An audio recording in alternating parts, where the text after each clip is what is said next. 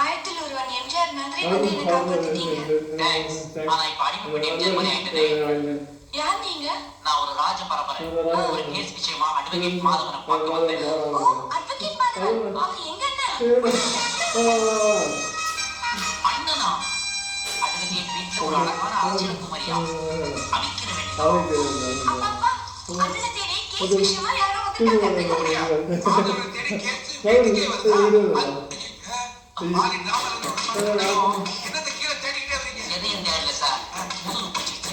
அதுக்கு நான் என்ன பண்ணு உட்காருன்னு சொன்னா உட்காருங்க. நன்றி. இங்க உட்கார சேர் அங்க இருக்கு. வந்துச்சா பின்னாடி வந்துச்சா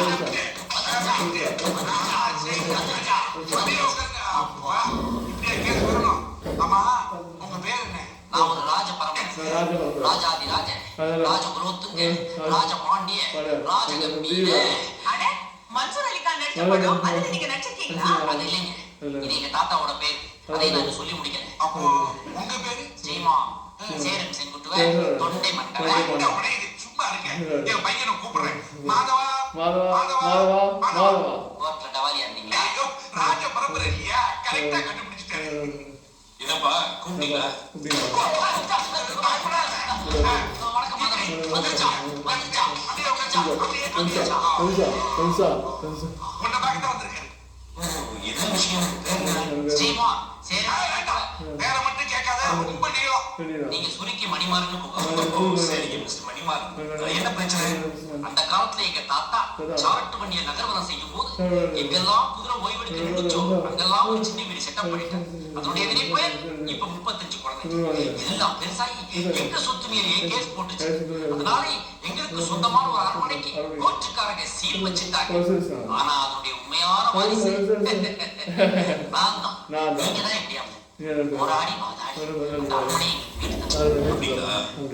சரி கேஸ்ல நீங்க ஜெயிச்ச மாதிரி நிரம்ப சந்தோஷமா. வருமானத்துக்கு என்ன பண்றீங்க? தன்மானத்தை வித்து பழைக்கும். சொல்றதுக்கே கஷ்டமா இருக்கு. தாத்தா காலத்து ராஜ உடைகளை எல்லாம் சினிமாவுக்கும் டிராமாவுக்கும் வாடகை. இப்ப கூட இந்த ஜெய் ஹனுமான் மெகா சீரியலுக்காக மாடல் காட்டத்தான் போட்டு போயிட்டு வந்ததே ஒரு சாருக்கு வண்டி. அதை சேர்த்து விட்டு கல்யாணம் வாடகைக்கு வரும். ஃப்ரீயா இருக்க நாட்கள்ல திருச்சியில ஹயரா ஓடிச்சு. கேஸ் வீடு தேடி வரும்போதே நினைச்சேன் என் பையனுக்கு ஃபீஸ் கொடுக்கணுமே என்ன பண்ண போறீங்க? கவலைப்படாதீங்க.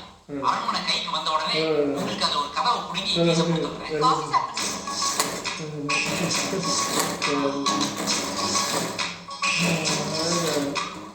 என்ன நீங்க கொஞ்சம் குடிச்சுட்டாங்க பாத்தியா?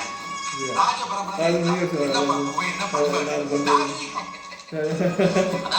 அதாவது எங்க ராஜ பரம்பரையே நாங்க எது சாப்பிடறதா இருந்தாலும் முதல்ல ஒரு வேலைக்காரன் அவனை சாப்பிட சொல்லிட்டு அப்புறம் தான் நாங்க சாப்பிடுவோம்.